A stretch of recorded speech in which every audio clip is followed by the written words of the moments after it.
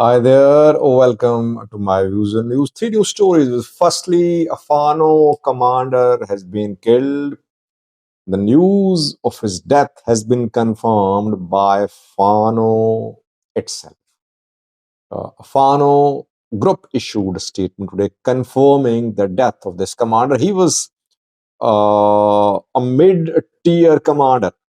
Big loss, you can say, for Fano of that zone because he was leading a division. Secondly, uh, tragic news about the death of Ethiopians migrants.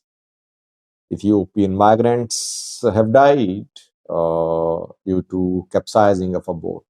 Again, the same area of the coast of Yemen. Of the coast of Yemen and Djibouti, 7 incidents have happened involving capsizing of boats. And thirdly, viewers, is Ethiopian military getting frustrated with internal conflicts and its heavy engagement in internal security? An Ethiopian military officer spoke at the parliament today and he talked to the members of parliament. And his talk is being seen as if military does not want to fight internally. What did he say? Is it because military is overstretched, or there is some other reason behind the talk of this office? What did he say actually? Details for you. Let's start, viewers, from the Amhara region. First, a Fano commander has been killed. Generally, Fano groups don't acknowledge the loss of their fighters. But if a high level commander has been killed, it's difficult for them to hide it. When Prosperity Party backed activists claim that Samina Kasi had been killed, Fano groups never acknowledged his death. And military also never claimed that Zamina Kasi had been killed because there were rumors being spread. Military was not sure, though Don't Strike had been conducted. Zamina Kasi had been injured. But sometimes when top tier or second tier commanders are killed, so it's difficult to hide the news. When Wobante Bate was killed, Fano confirmed the death of Wobante Bate. Now, another Fano commander has been killed in the Amhara region.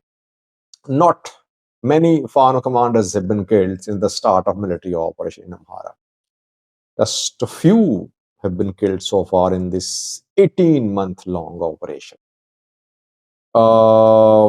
The killed Fano commander is from Gujam. Johannes Alemayehu is the name of this commander. He was working as public relations officer of Gujam Fano, working as head of 2nd Division of Gujam Fano, working under Astras Mare Demte Zamina Kasi. He was a senior Gujam level Fano commander, a graduate from a university, and I think he gave an interview as well to DWTV a few days ago because he was working as public relations officer. He was killed on Monday night, reportedly, near Vashira town. Military. I haven't seen a statement from military, but Gujam Fano has confirmed his death, confirming that Limayehu has been killed. And Gujam Fano, in a statement, acknowledged the sacrifice of the man. PP-backed activists are spreading rumors saying that Limayehu was killed by Astras Mare Demte and his death is linked to internal divisions in Brno. But Johannes Limayehu's death has been confirmed. One of the major losses for Gujam Fano, it seems. Gujam Fano, yes, has been facing internal divisions, but Zamina Cassius, Madamte, and Zanabao managed to keep Gujam Fano united under one command. incoming videos if anything new comes out. But so far, death of Johannes Lemajuk confirmed. Secondly, viewers, a tragic incident involving the death of 20 Ethiopians. 20 Ethiopians have died due to capsizing of a boat off the coast of Yemen. It happened yesterday. International Organization Migration, IOM, issued a statement confirming the death. The boat, which capsized, departed Djibouti's coast. It had 35 people on board, Ethiopians. When it reached near Dubai, reportedly, towards Yemen, the boat capsized because of strong winds, reportedly. 20 Ethiopians on board died. 51 managed to survive. They've been rescued. Now,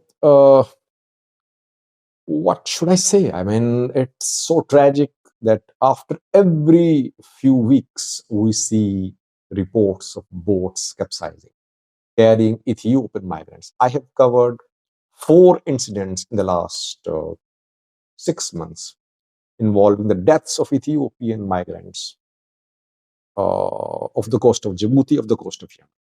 Who is to blame? Well, firstly, people choose this risky journey. They want to go to Middle East for better economic opportunities. They fall prey to smugglers. Smugglers don't care about the weather. They don't care about the capacity of boats. They just want to charge money for transporting these migrants illegally to Yemen. And from Yemen, they cross into Saudi Arabia. Yemen shares border with Saudi Arabia. On Saudi Arabia, Yemen border to these refugees face bullets. Saudi border guards open fire at migrants who try to enter Saudi Arabia from Yemen. So the human traffickers only care about their money. They don't care about the weather. The migrants who choose this risky path, the path of improving their economic conditions, should think twice before such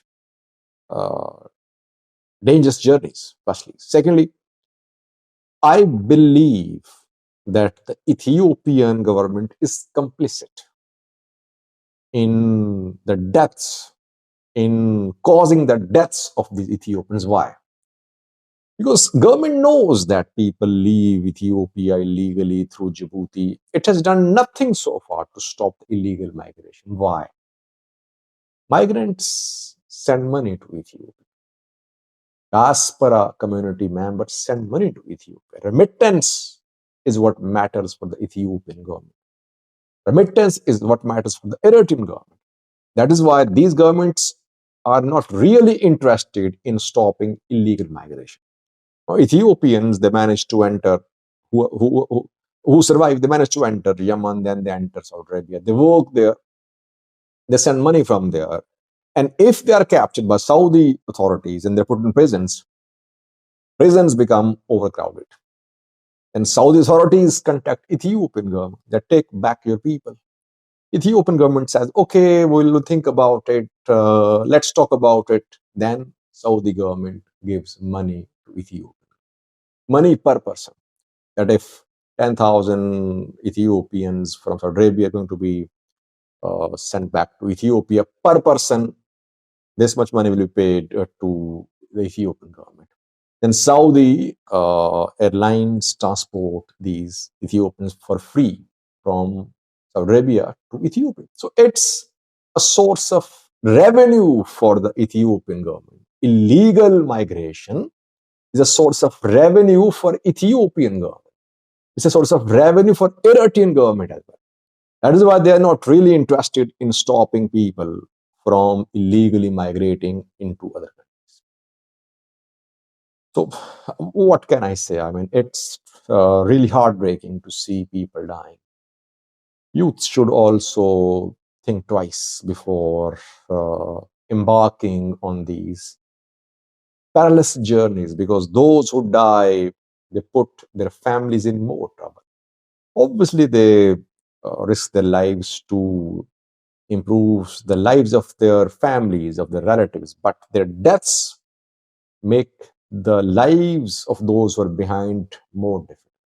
People should have to make decisions which are good for themselves and for their families. Last was, is Ethiopian military fed up with fighting in the Amhara region? What is the reason? And can we say that military is fed up, or it just wants to tell the politicians that politicians are a failure? An Ethiopian military officer spoke at the parliament today. Take a listen to what he said, then we'll try to analyze his talk. ብለን ማሰብ የሚያስፈልግ ይመስለኛል።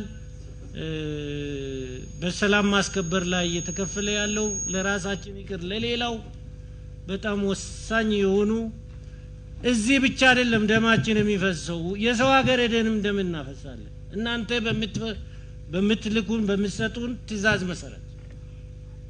ስለዚህ እኛ ከዚህ በኋላ እኛም ህዝባችንም እንዲበጠበጥ ደሙ እንዲፈስ እንድንሰዋ አንፈልግም። ቁጭ ብላችሁ ተወያዩ እና ችግራችሁን ፍቱ።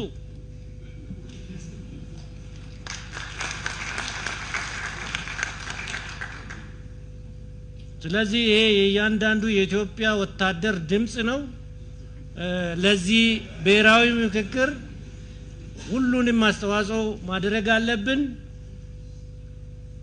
ሁሉ ጊዜ እኔ ሲመጣ ሁሉም ነገር ይቀየር፣ እኔ ሲመጣ ሁሉም ነገር ቀይረን አዲስ ስርዓት እናመጣለን የሚባለው ነገር በዚህ ዘመን የሚያስከዳ አይመስለኝም። The Ethiopian military officer said that politicians should solve the problems. Military does not want people to be divided. Military does not want to shed blood in the country. Should fight on border, not in the country. So the politicians should realize that it's their responsibility to solve the issues through political means. Now, this clip of the military officer is being shared to prove that military is overstretched. It's fed up with fighting in Amhara. So can we say that on the basis of this clip that military does not want to fight more in Amhara? Well, the position taken by this officer in the parliament is not new. I remember last year too, I saw similar statements from military officers. Why? Because they want to pressurize politicians. They want to tell politicians that you're a failure. We are saving you. That is why they give such statements. Is the military overstretched? I don't know, but military is not trained to fight civil wars. Whenever militaries fight civil wars, whenever and wherever, definitely it leads to pressure upon military, because fighting your own people is always difficult. You're not seen as heroes. You're not recognized as heroes. People start hating you. Militaries cannot survive if people hate them. People are the real force behind militaries. Yes, for some time they can manage to survive, but in the long run, it's not good for an institution to be hated by the people. The military has long been saying the same thing. It's not that it's specifically about Amhara, that military is overstretched there, military is suffering losses there, military wants to pull out. No, it's a general statement. I believe military doesn't want to be involved in internal conflicts. But having said that, why is Jula so powerful? Because he's involved in internal security operations. The day peace comes in Ethiopia internally, Jula, Bebotredase, others, they won't be as important as they are today. Internal conflicts make channels stronger because politicians have to rely on these channels.